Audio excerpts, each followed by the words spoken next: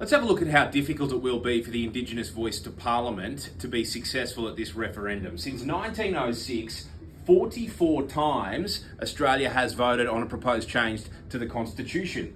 Only 8 have succeeded. We've voted yes 8 times. 36 were voted no. The last time we went to a referendum was 1999, and that was to discuss or decide whether or not we would become a republic. In that instance, 55% of Australians voted no, only 45% voted yes. And Victoria, Queensland, New South Wales, South Australia, Western Australia, Tasmania, and the Northern Territory all rejected the idea that we were going to do away with the monarchy. The only ones who wanted to get rid of them was the Australian Capital Territory at that point. And this is why this is important.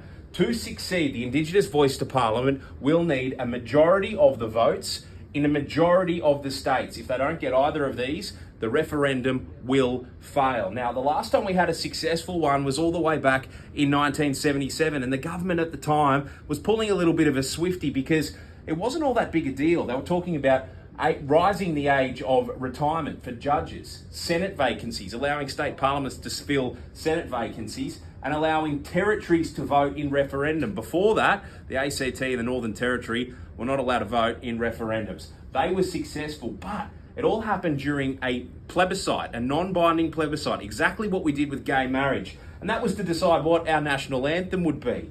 Everybody voted for Advance Australia Fair, except South Australia and the Australian Capital Territory. Those guys in Canberra, they wanted Walt Sing Matilda. We didn't get that. So what will happen to the Indigenous voice to Parliament? What this proves, it is an uphill battle. It is not a simple thing. It needs broad support all over the country to be a success, and that's why the Prime Minister wants Peter Dutton on side, wants the Liberal Party on side, and needs Australia on side in a big way.